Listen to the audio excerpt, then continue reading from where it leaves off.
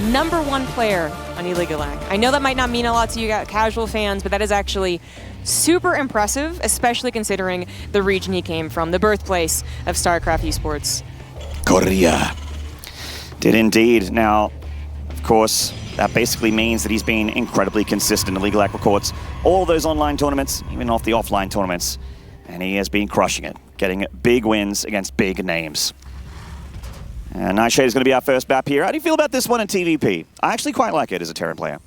Actually, the maps, I mean, have kind of been evened out. You know, I was checking out the statistics on Wikipedia, and it was like, some are better than others, but they've all kind of evened out. I mean, I think primarily you're going to talk about the, like, of course, there is still a rush distance issue, as we do have some Terrans. I believe we had a match today, actually, where the Nightshade's actually not that long. Utilize it to do a push. And the combat shield push, actually, it was Mario. That's right, yeah, it was exactly. Mario. So that does factor into some of the decision-making, although Cure not showing as aggressive tendencies as our boy Maru. And then also some of the open concaves that can happen in the middle of the map have actually ruined Protosses who depend on those small but very important units like Colossus and High Templars. They get surrounded. Disruptors as well, they get surrounded. Not looking so hot anymore. At the moment, everything looks pretty standard for both players. A Reaper fast expand from the Terran. SOS started as Zealot, cancelled it, but he still went for a Cybercore before Nexus. So a little bit more of a conservative opening. Not really a big deal in the grand scheme of things. He starts the Adept and Warp Gate immediately. Now, SOS is patrolling a probe down here to the south, just avoiding that Reaper, but also could potentially lead to something a little bit more sinister. SOS, again, not throwing out, like, you know, really absurd things, but still a little tricky against TY. Will definitely, like, little asterisks there. It was a little tricky. But, you know, double forges, looking like a standard gateway thing, and then suddenly showing up with Colossus. That was a little, like, weird. And then also, I think just the tenacity and the decision-making of our champions really cannot be undervalued. If they're in form, those decisions that look like, well, can it work, suddenly are like, well, it's perfect, it worked perfectly, and that's why you have the lead. SOS is showing that in his games. Yeah, he still is such a brilliant player. A lot of people, you know, bring up his consistency, how you don't see his face at the top side of brackets anymore, but he is always going to be a threat. Cure knows that, Cure respects him, and everyone at home should always do that as well. The Reaper being excused here by the Adept as SOS does drop a pylon right next to the third base location of the Terran.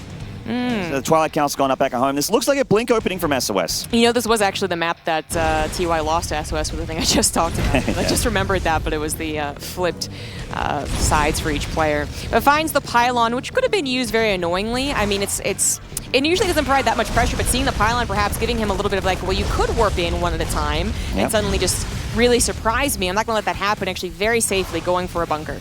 Yeah, I think the bunker's a good call here. As you just mentioned, Warp Gate is done. You could just make this more aggressive. I think SOS could actually completely pull out of the pylon as well. Just go, nah, you know, it's there. Maybe I can use it later. He is warping in, but it is back at home as those are fast warp-ins, and he starts Blink as well. Yeah, I mean, it would be literally one unit at a time, but it sometimes can get a little bit tricky. The bunker is by far the safest option, and it's going to stop him from getting out-microed as well, just because Stalkers do outrange any of these units if they're alone. So you don't want to be picked off. We're going to go into Banshees as well, so not necessarily into something that would protect him in the mid-game. Should there be anything a little bit trickier than just a typical 3-base Blink opener? As he goes into Banshees, though, now it's on him to get some damage with that, as he delays what could have been, it could have been a Raven, it could have been faster 2 barracks. You see that a lot, right? And that's always the question, like, can Banshees do it? The answer is usually yes, just because they hide somewhere, they double up somewhere, and they actually do damage. Also, I haven't really seen any Stargate or Robo from SOS just yet. It should be a Robo. It should be a Robo, but Soon. but Soon. It ain't here. And if cloaked things show up when you don't have detection, that's sometimes, oftentimes, very, very bad. That's a very nice scout. He did see the Tech Lab being added on, looks like, I think, with the Adept earlier, but then that could have been, he might have missed the information of the 2 barracks being put down too, and that was going to be a swap-off, so that's a good confirmation there with Lucid Phoenix. There it does come down the Robo, which makes a lot of sense. Additional gateways should also be coming down as he can afford them, but also shield batteries. Some players, like, I think when Banshees work, it's because the Protoss players like, it's Banshees, I can deal with that, and then they underestimate them, right?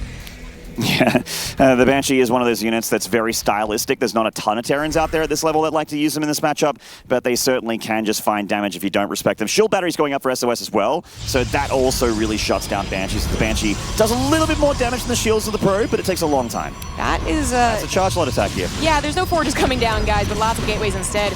The Banshee might get a little bit of a hint of this, right? She sees a lot of gateways going down, but not necessarily any forges. They could be elsewhere, but this Viper's also going to get into the third base and see that there's no third gas taken, so at the very least very charge out heavy, but then with the combination of the Banshee and the main, he might have an idea what's going on. Cure going for a fast third CC, does not have a lot of units right now, but rather dependable units in a choke that can help out. This is not looking like the Terran has picked up what SOS is putting down, which is a lot of gateways, charge, and gearing up for a big attack timing. There are 2 forges on the way here for SOS, I guess just in case. He made a lot of gateways though. I think there's also the consideration that when you do open with Banshees, they can come with a push on the ground and actually accommodate the push on the ground, either by distracting stalkers to the main base or by just providing DPS on the front lines. So that can be a scary thing to think about. But even if you're not necessarily scared about that push, having this faster charge, especially with a Warp Prism, I'm actually really glad to see the Warp Prism, you can really start to pull the Terran apart because their stim is delayed, that third CC is down, going to try and go on location eventually, and then yeah, behind it you can get those upgrades. But first and foremost, you have the possibility of a push, or just a harassment actually. He hasn't started any upgrades until just now as I start that sentence. But we've seen Trap actually do exactly this. Go for no gases in any of the natural or the third. It's just 2 gases completely here for the Protoss. So that slows down splash damage, etc. I feel like a Trap at this point had better upgrades. Like his 1-1 was done and he was heading towards 2-2. SOS. SOS. You said Trap. Trap against Murray. Yeah, okay. Yeah. Then he would have been okay. Yeah, he would have been okay. Big charge lot flood here into that natural. The tank's exposed. They get on top of them. That's actually looking pretty nasty. The amount of charge lots, exactly what SOS was thinking. Dive on top of the tanks. The Marines really can't do anything about it either without that stim. And SOS takes a powerful little attack here. He does have a War Prism, so while he's losing his probes on the other side of the map, not as many as Kira is losing SCVs, and his army has gone down. Is that just it? Sometimes it just be like that, and it does look pretty bad for Cure. His SCV's being evacuated at this point. The Banshees are doing damage. One of them's out of juice, so she's going to be picked off. The other one very, very low on hit points as well, and on energy points. 25 SCVs have died. Cure's natural broken wide open.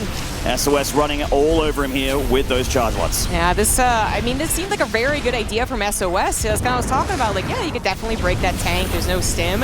And he apparently knew this would really work out, whereas Cure, I think just a little bit cavalier on the forefront like that, trying to defend that third CC, not utilizing a choke as much as possible, obviously not behind any type of bunker, and just a little unawares too. Didn't have actually any preparation before the charge that suddenly just enveloped him. A Marine on the front line.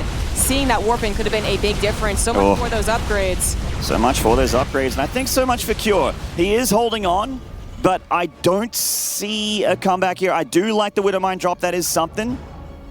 But how do you actually stop SOS containing you at this point?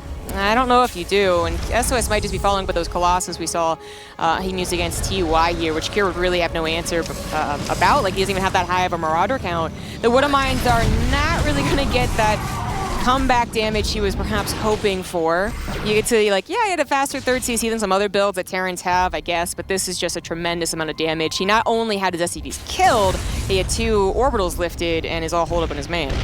Yeah, SOS containing Cure pretty hard here, and Cure trying to move down a little bit to give him a little bit of room for those Widowmines to actually help him out, but the Stalkers outrange them and they do pick them up one at a time. And that command center for a little bit of vision, but SOS just continues to trade, and in come those charge lots, drops the force field to try and stop the Bio Army retreat. Hot pick up there from Cure, trying to do everything he can with what little he has, but it is on the emphasis a little. Yeah, he doesn't even have the upgrades, you know. At some points you gotta recognize that the bio does look a little bit better, but not here. Not without upgrades, not without that medevac, and not without a better army supply. The other medevac goes down here. Kira is just so unwilling to lead because he knows that every map matters.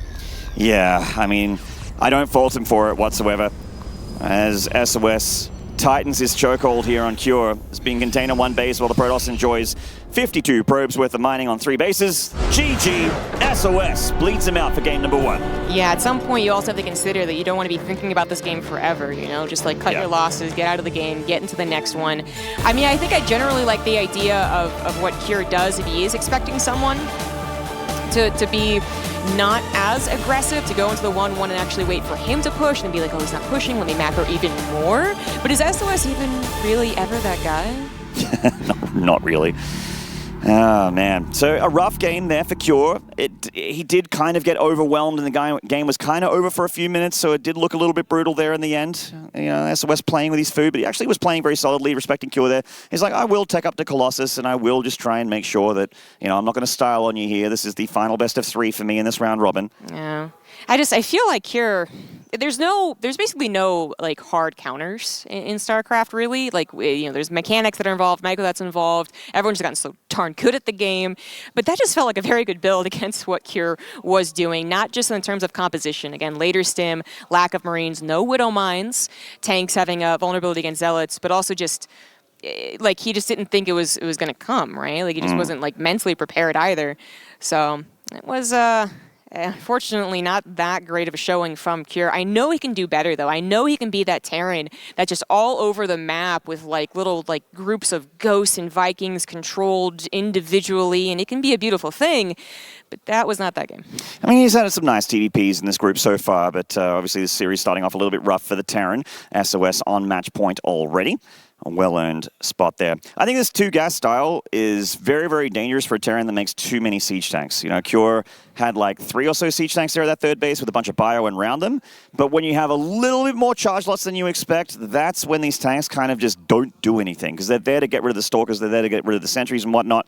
But the charge lots, they push back the bio, make room for them, wrap around the tanks, pick them off, and then you're left with not that much bio against a ton of 1/1 upgraded charge lots, which is not great. Yeah, and the Banshee's also not doing a great job at buying any time or distracting SOS, delaying the push, or alternatively being at home trying to help out, which they probably wouldn't have too much anyways. But SOS looking very, very good here for going into game number 2, which is going to be on Triton, which actually, I mean, gosh, with the way that you expand in this base, even feels closer than I should. Yeah, it generally is that triangle pattern expansion, so you expand towards your opponent, kind of. Well, let's get into the game here in the top left. Currently on match point, winning game number 1 from Judea Green Wings, the previous champion of Intel Extreme Masters. It is SOS. For that legendary winner-take-all Cannon Rush series against CJ Hero. Pretty good first place victory. In the bottom right, as the blue Terran, he is Cure. He's been looking better and better. Making it to I believe, the top 8 of Home Story Cup 20, which is a pretty amazing showing. Beating Parting there to earn that spot in a 6-game best of 5. So they did have one draw, had to be replayed. I think it was an ephemeron. But that was a really, really incredible series. And his best showing yet at a tournament that stacked. Yeah, I guess that would be the case. It's always a little bit weird, the Home Story Cup, because it is almost right after that patch. Yes, and it's also basically a beach party. Yeah, there's not the cool and esportsy environment of the GSL studio. Yeah, a little bit different. But it just go to prove that Cure can perform offline, but perhaps the pressure is getting to him, or perhaps the matchup. It is so great, actually, that we started this day and ended this day with the TVP, and there were so many similarities. Like Cure, for instance, if he had gone for the thing that Maru did, the triple racks, kind of simple with a Raven, Maru was actually winning that game, guys. I know there's a little bit of an awkward thing there, but then I went over it, right, on the TV. Like, Maru was winning that game. He did okay against Trap when he did go for the two-gas style, and then the other things happened. But anyways, like, yeah, if Cure had done that, we'd be talking about a very different game. We'd probably still be in the first game. All the way? Really? I think so. After 10 hours? We'd still be there? Yeah, yes, literally the first game. Not the first game of the series, man. That is a long day. Long game. All right, Pro being tucked down to the south side again. SOS up to his old tricks. Speaking of which, Cure really nestling that factory hidden away from that wall there. Interesting. Yeah. Generally, like, you don't want to give a surprise probe scout, because sometimes they send it back in at a weird time, You don't want to give that the scout, so you put the factory a little far back, but to actually put it that far back, I do wonder if there's anything a little bit more suspicious on the way. There is that probe timing I was talking about that can be so surprising. Reaper actually managed to dodge out the Adept. Pylon once again proxied, could be used for something. Oh, Reaper's got 2 probes already. Oh no, that's including the scouting SC or probe. 1 on the Reaper, 1 on the SCVs. Doing it for themselves here, in tandem. They don't need no Reaper. Oh, well, okay, so he's going to be producing a Hellion, but that might just be because the Reaper is on the other side of the map, and he saw the Adepts not come back to defeat it, so he's, like, a little worried, but CC is stalled out. Reaper could come back home to try and help out, but the Marine Hellion production usually takes care of it, too. So multiple gateways going down here for SOS before the Twilight Council. He does want to go that path. I am getting ahead of myself here. I know the SOS likes Twilight Council. He goes for Robo, so he is going for something a bit different. Oh, all right. something with gateways and a warp prism. I mean, is this SOS? They're departing. No, like it's actually. I mean, this is Trap was going for Twilight Council with 1 gateway as well, just 2 gateways total is what I mean. But oh, this is so much more important than whatever the Protoss is doing. The heck with Protoss. Kira's going for a fusion core. He certainly is, Zombie Grub. That is interesting. So this is why Kure is nestling these buildings away into the corner here. So it seems like he wants to go for battle cruisers. Ooh, that actually could work. There was a open or closed qualifier match where a battlecruiser opener, I mean, I was laughing at it, I was watching, I was kind of laughing at it, and then suddenly it actually worked. You know, 10 minutes later, there's 12 battlecruiser. You know, it's one of those things that if in the early game you don't have 6 Stalkers chasing around with Blink, it actually can be really effective. And like we just talked about before, Twilight Council means no Blink, Zombie Grub. And I gotta say, anything that comes out of Robotics Bay even, none of those things shoot up. Yeah, I mean, luckily you can get an observer and hopefully it sees this, but, well, I believe an observer was just made. He actually needs to get it across the map and pass any eagle eye scans from Kure as well. Robotics Bay on the way. Kure, or SOS thinking about typical things. Kure's gonna get a check on that too. Might get all the way back to see the Robotics Bay. He's close, he's close. Just on the edge of that Robotics Bay, it might have just missed it. Vision of the Reaper is pretty huge. There's a battlecruiser.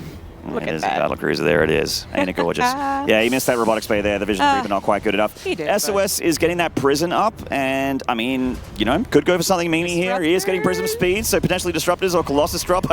I wish that Colossus Drop wasn't a thing, but it is. I've seen it at the very high level. Feels like a weird thing to do in Game 2, though, in a very important series. And also, probably terrible against battlecruisers. He saw a tech club on that, but he might be thinking Banshees, which, I mean, maybe you get a shield battery against both of those, maybe Warping and Stalkers against both of those, but Banshees, they go down when they're found. Battlecruisers do not. You're supposed to have a lot versus that battlecruiser to shut it down before it kills all your probes.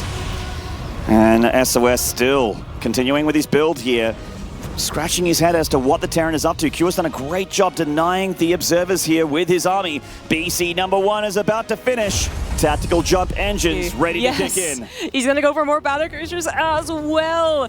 Oh, this is going to be very interesting because I think he also knows that it's going to be the Colossus, by the way, because he saw the gases. Like, so it wasn't really necessary to see the Robotics Bay. I'm thinking he's pretty happy with this opener, but that doesn't mean that a battlecruiser opener wins here. The fact is that Stalkers do okay against battlecruisers. So if you can warp in any decent amount, which look at that, SOS already has, then it's going to be shoot away. But when it's suddenly 2 battlecruisers when you're not expecting it with Yamato, that's when you're like, oh, do I just not have enough anti-air?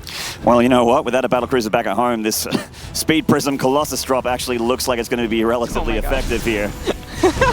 Stuff's getting weird. Like, I'm okay, that's not supposed to happen. No, but this actually might need to be on the other side of the map, just helping against the ground. Obviously, it can't help against the battlecruiser, but it might be able to help against the Marines. A tank pops out, and that will be hard for Colossus to take care of. SOS should have a recall, I would imagine, but I don't think he saw the army moving out. No, I don't think so. I think at this point he's wondering where it is, but nothing actually. Oh, Kure scans ahead and he sees the army not there waiting for him. In fact, an Immortal pops out. Hello and goodbye. Yeah, that Immortal dying is a big deal if it does go down. SOS trying to pull back for the tanks. He's still in range. He pulls back there. Oh my god, that Colossus is still killing so many SCVs. How did he get that Immortal and actually manage to crab walk its way out of there? Second battlecruiser pops out. Yamato is still going to be on the way. Can he actually get the Warp Prism before it escapes? No, Yamato. He's trying to get it. He wants it 50 seconds. Oh man, I mean, if he can get a Yamato on that Prism, SOS knows, so he's out of there. That Prism speed is quite decent. SOS just needs to keep warping in Stalkers, keep warping in Immortals here. He's actually recalled the Prism with the Colossus inside of it. I think that's a great call from SOS to help out with these Marines. Ooh, what am I helping against the Immortal? It's still not quite dead, and the Colossus so weak, still being micro, but that does go down. The battlecruiser is taking on the rest of the ground army. It looks like Guardian Shield very helpful right now, but still a couple of tanks left over for Kure. I'm actually relatively certain that Kure missed tactical jump. His battlecruiser there, I think he wanted a Yamato. He just sent it into the middle of the battle. In it comes in, another battlecruiser coming in from home. The tank moving forward there for Kure. The Marines hurt, but still pushing forward. Very tense moment here. Second BC nearly here. Oh, the Immortal takes out the tank, but is that going to be enough? Another battlecruiser's almost here. Kure still with enough mules, and SCV's back at home to continue at least a little bit of a rally. And SCVs absolutely should be coming forward too to repair these big, bad battlecruisers. Third battlecruiser about to come over. Oh, 3 BCs is actually a lot here for SOS to deal with. He doesn't have enough gateway production to get enough Stalkers out to actually kill them all. And this Colossus is very useless. It can get the SCVs at least, but none of this shoots up apart from Stalkers. I mean, if he...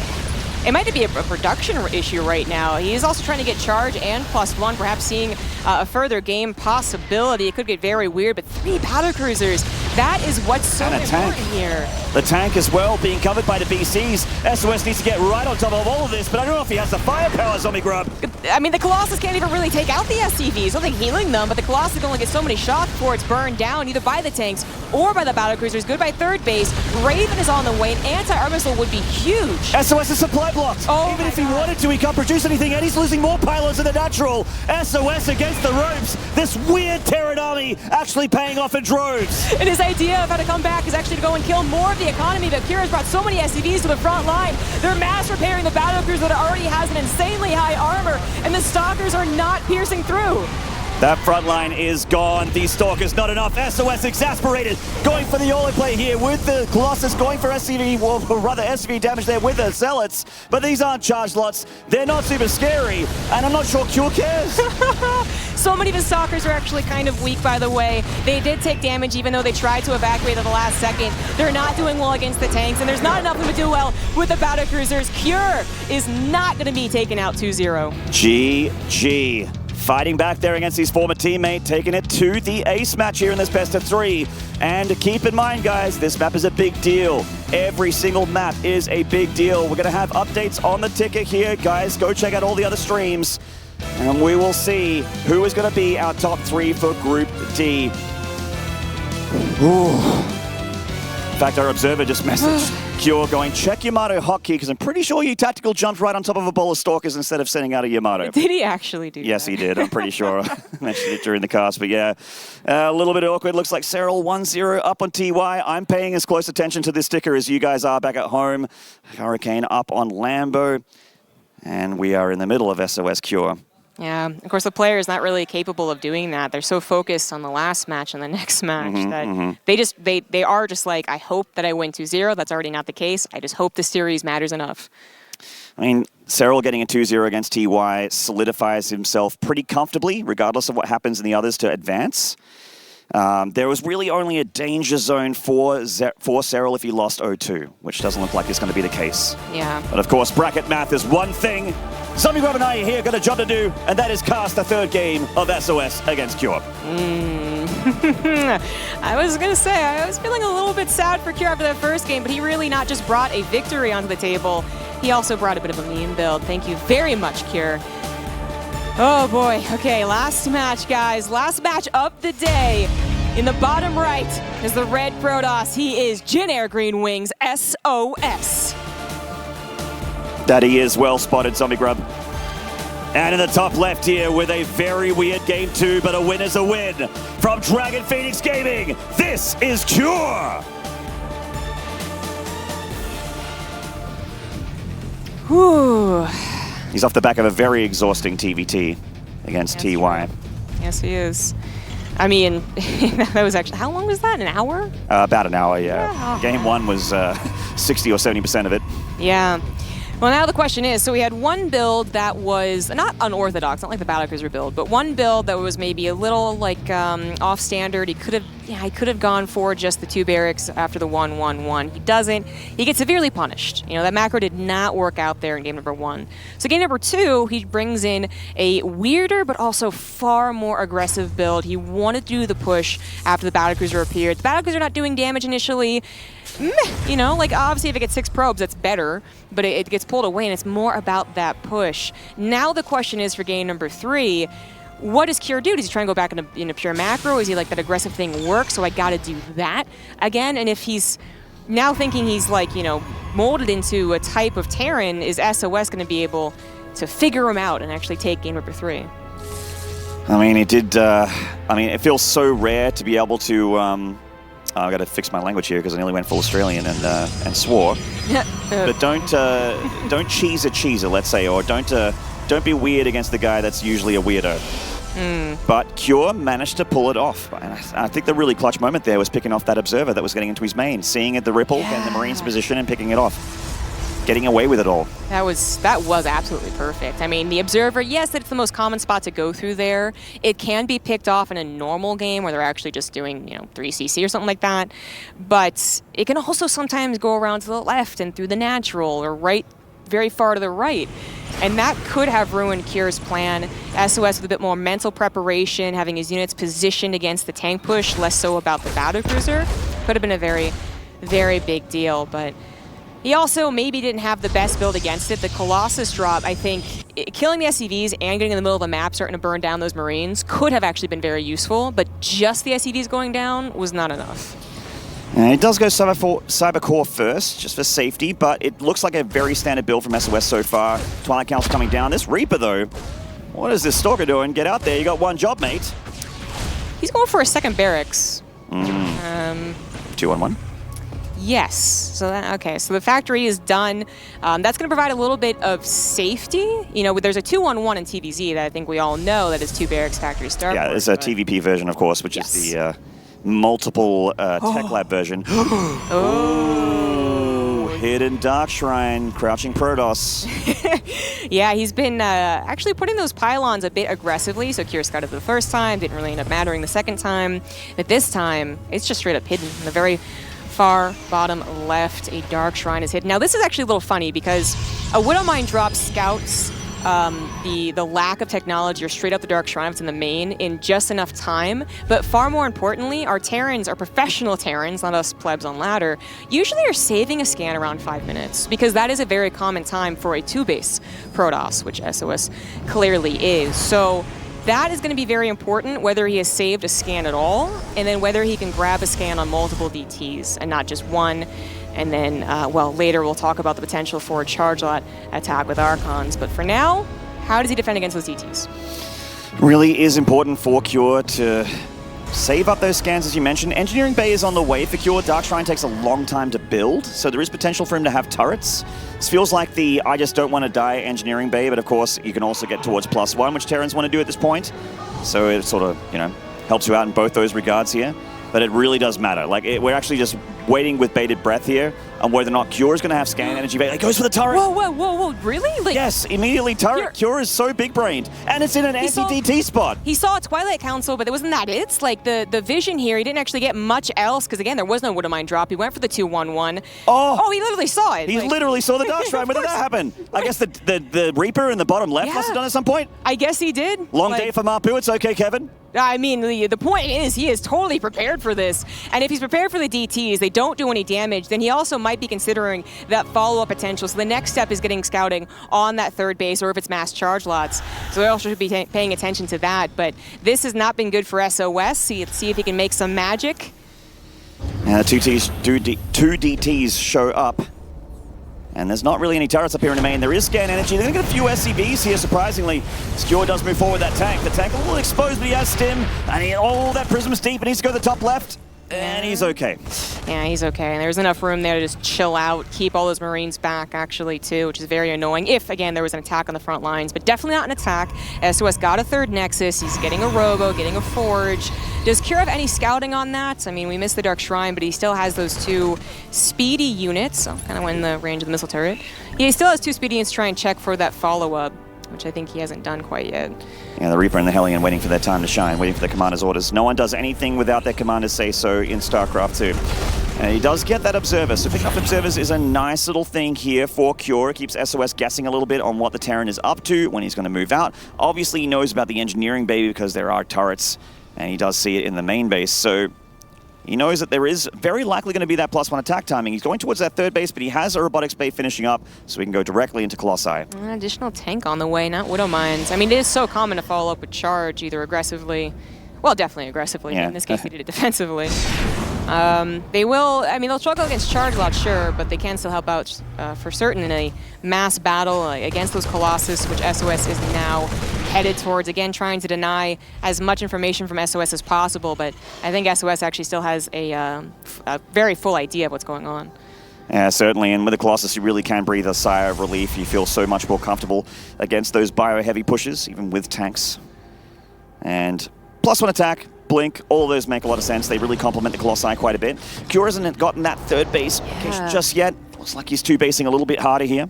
That's so frustrating to do, though, against someone who has a Warp Prism at all, basically. And DTs. Yeah, DTs or not, but certainly with DTs. It is frustrating to actually think that you can move out at all, much less that you've pinned all your hopes and dreams on doing a successful attack. And that's exactly what he's going to do. He's going to pull SCVs, and it might be a little bit funny when we see DTs trying to do damage when there's so many on the front lines, but reinforcing can be very important for Kier's push. A lot of Marines still in the main base trying to look for that Prism as well, so they are not going to be part of this push. All the boys are on the run here right now. Obviously, Marines aren't fantastic against Colossi. SOS wants to pick a fight right here. I love this, actually. Just try and get the Terran away from his infrastructure as long as possible. Take some swipes off at the SCVs. Cure's pre-spreading his units, though, trying to get rid of some of that splash damage. Oh, this is so dangerous for Cure, because one DT at a time could also be brutal for him to work with. Trying to get up this ramp, also going to be particularly brutal. Oh, God, brutal. Archons are ready, and I am not sure about this from Cure.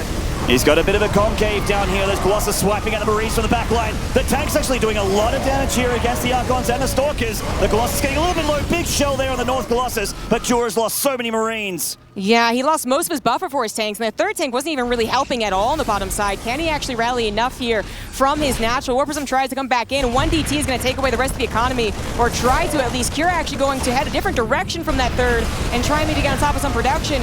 It's not going to work out. He's still going to be up. No, he's going to jump on top of the Colossus. No, he does not have enough. And this could be it. Cure with his 2-base attack might have just lost the game in the series. He has. SOS takes the 2-1 victory. Oh, what does that mean for this group? I mean, that is the big question on all our minds. First of all, congratulations to SOS getting the victory there against Cure. Every win means money. The higher you finish, the more money you get. And of course, there is the chance with a lot of very similar scores in this group with the Serral Hurricane sort of upset there. You know, a few of the matches going certain ways. No one's really dominating this group right now. I guess the one that's closest to dominating it is Serral. We don't know about his results with TY just yet. Here at the casting desk, you guys back at home probably have a better idea. But man, this is a tense moment for Group D as we see who comes through. Stay tuned if you don't have that information at home, as we will show it for you ourselves. And take a short break. When we return, our winners for Group D.